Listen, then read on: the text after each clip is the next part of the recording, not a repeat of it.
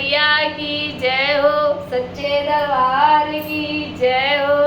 दोस्तों देखिए, आज हमारे घर में हमारी माता रानी आ गई हैं और मैं माता रानी से प्रार्थना करूंगी कि जितने भी हमारे दर्शक हैं, हमारा यूट्यूब परिवार है, ये हमारा भारतवर्ष है, पूरा संसार खुशी आनंद से रहे और ऋण रोग दरिद्रता से मुक्त रहे। हे जगदीश्वरी, हे महामाया, आप सब पे कृपा बरसाना, सबके दुख को दूर कर देना जगदीश्वरी। और दोस्तों, आज नवरात्रि का पहला दिन है। मैं आप सब से हाथ जोड़ करके निवेदन करती हूँ कि आप सब लोग एक लोटा जल ही सही माँ भगवती के चरणों में समर्पित किया करो। और ये बहुत दयालु हैं, इतनी दयालु हैं कि मैं तुच्छ प्राणी इनकी प्रशंसा नहीं कर सकती। मेरे पास शब्द नहीं है कि मैं माता की प्रशंसा कर सकूँ। जिस प्रकार ये गूंगा व्यक्ति ना नहीं बता सकता कि फल कितने मीठी है, जिस प्रकार एक अंधा व्यक्ति नहीं कह सकता कि इसमें कितने रंग हैं संसार में, उसी प्रकार मैं मूर्ख प्राणी नहीं बता सकती कि माता रानी की कितनी बड़ी महिमा है। और मैं तुझ पर, मैं कानी कुटिल इंसान हूँ, मुझ पर जो माता रानी कृपा है ना, उसके लिए मेरे पास शब्द नहीं है आपको बताने के लिए। दोस्तों, अगर आप लोग माता रानी का पाठ करना चाहते हैं तो ये माँ भगवती की पुस्तक है। आप ये गीता प्रेस से मंगवा करके अपने घर में जैसे तैसे टूटी फूटी वाणी, अपने शब्द से, वाणी से आप इसका पाठ कर सकते हैं। इसमें ज़्यादा कुछ नहीं लगता।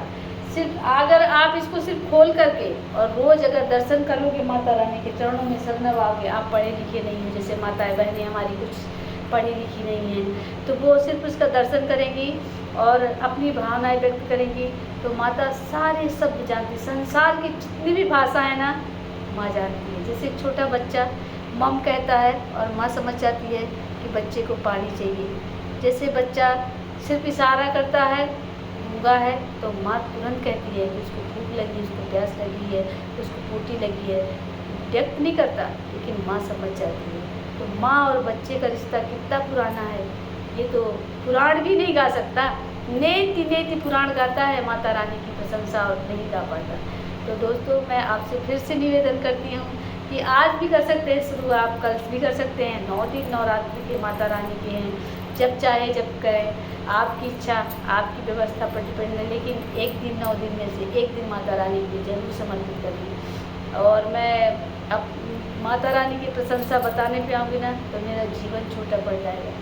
जो लोग मुझे जानते हैं, मेरे आस पड़ोस के लोग मेरी औकात जानते हैं कि मैंने एक भिखारी हूँ, सदियों से 50 रुपये लेकर के मैंने घर छोड़ा था और मैहर गई और माता रानी के चरणों में मैंने रोया, गिराया, विनती की कि हे जगदीश्वरी, मेरा तुम्हारे अलावा कोई नहीं है। और वो दिन था और आज का दिन है कि माँ भगवती की कृपा से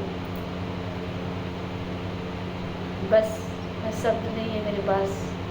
और आप भी, जैसे मीठा फल कितना मीठा है ना, जब तक आप खाओगे नहीं आपको कैसे एहसास होगा। जैसे मैं बताऊंगी कि बहुत मीठा है, तो आप सिर्फ देख सकते हैं, लेकिन जब आप खाएंगे ना तब आपको पता चलेगा कि फल कितना मीठा होता है। तो ये आप सभी लोग जो भी जैसे भी हैं, टूटी फूटी वाणी से ही सही, जैसे भी आपसे बने, माँ भगवती की भजन करिए, उनका आसन लगाइए। और दुर्गा सप्तशती नहीं है तो आपके पास दुर्गा चालीसा हो, या कुछ नहीं है ना तो माता रानी के सामने बैठ करके माता रानी के भजन गुनगुनाइए, अपनी व्यथा गाइए और महसूस करिए कि माँ आपके पास है, हमेशा आपके पास रहती है। माँ से बढ़कर संसार में कोई दयालु नहीं है। दोस्तों, एक बार आप दिल से इस चीज़ को महसूस करिए और इस चीज़ को अपने जीवन में धारण करिए। माँ से बड़ा कोई ताकतवर नहीं है। माँ जिस बच्चे के साथ खड़ी है ना, स्वयं ब्रह्मा भी पीछे हट जाते हैं, उनकी भी लेखनी जमीन में गिर जाती है जिस दिन माँ कहती है नहीं। आप देखिए ना, गणेश भगवान को सर काट दिया गया, लेकिन माँ उनके साथ खड़ी थी, सर जोड़ा गया, उसके बाद में उनको प्रथम पूज्य बनाया गया। आज भी ऐसी कोई संसार की पूजा है जिसमें बिना गणेश भगवान की होती हो, क्योंकि शंभुनाथ नहीं है, वो गौरी सुत है। तो माँ जिसके साथ है, बहुत महान पुत्र हैं संसार में, हमारी धराधाम महान लोगों से भरी हुई है, लेकिन माँ जिसके साथ खड़ी हुई है वो सिर्फ हमारे गणेश भगवान हैं। और गणेश भगवान के साथ जिसके साथ जगदम्बा है, जगदम्बा की शक्ति जुड़ने की वजह से आज धरती पर जितने भी पूजा होते हैं सबसे प्रथम पूज्य कौन है? गणेश भगवान है।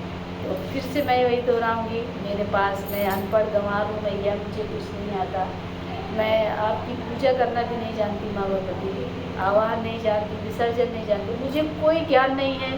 लेकिन मुझे एक चीज़ का ज्ञान है कि माँ हमेशा माँ होती है और माँ भावनाओं से बंधी होती है, वो उसको शब्द नहीं चाहिए। आप कभी व्याकुल हो कि चिल्लाइए माँ, तो वो तुरंत कहाँ ही भी होगी, हाँ बेटा, हाँ बेटी, यही पूछेगी। वो ये तरीका नहीं पूछती कि तुमने इस तरीके से हमको क्यों नहीं बुलाया, जी क्यों नहीं लगाया, आप क्यों नहीं लगाया, ये सब माँ कभी नहीं कहती। कहती है किसकी माँ बोली? किसी की माँ। सिर्फ आप माँ बोलोगे और तुरंत वो आवाज़ देगी, राय देगी। तो ऐसी जगत जननी जगदम्बा, ऐसी ममतामयी माँ के चरणों में मैं चाहती हूँ कि मेरा पूरा भारतवर्ष माँ भगवती के चरणों में अधीन हो जाए। और फिर देखिए उनका चमत्कार, शब्द नहीं होते, सिर्फ महसूस करने की बात है। हे जगदीश्वरी, हे महामाया, जिस प्रकार आप हम पे कृपा करती हैं, इस संसार पे कृपा करती हैं, इस जीवन पे कृपा करती हैं, उसी प्रकार आप सब पे कृपा करें। हे जगदीश्वरी, हे महामाया, जो भी जैसे भी लोग टूटी फूटी वाणी से मैं आपकी प्रार्थना करती हूँ, या जो लोग आपके भक्त या मेरे दर्शक जो भी देखें, जो भी आपका भजन करें, आपका अनुसरण करें, आप उन पर कृपा करो मैया, क्योंकि तुम सर्व संपन्न हो, सर्वज्ञ हो, सर्वव्यापी हो। ऐसा कोई संसार का कार्य नहीं है जिसको माँ तुम नहीं साध सकती हो। जगदीश्वरी, आप सबको पता है दुर्गा सप्तशती में लिखा है कि देवता भी जब परास्त हो गए थे तो किसकी शरण में गए थे? जगदीश्वरी की शरण में गए थे। और यही माँ ममतामयी माता ने कृपा करके देवताओं को अभय प्रदान किया कि जाइए आप अपना अपना आसन ग्रहण करिए, मैं उन दुष्टों को मैं देख लेती। और फिर माँ भगवती ने कैसा किया आप सभी लोग जानते हैं। तो मैं अपनी वाणी को विराम देती हूँ और रोज़ मैं एक नए भजन और एक नए अध्याय के साथ आपके साथ शामिल होंगी।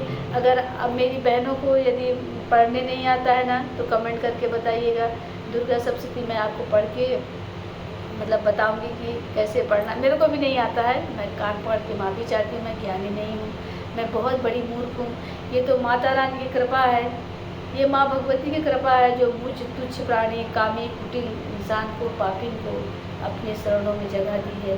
तो इसी प्रकार आप सबसे निवेदन है कि आप भी अपनी माता से अपने चरणों में सर झुकाइए और माँ भगवती को समर्पित हो जाइए। बोलो शेरा वाली मैया की जय।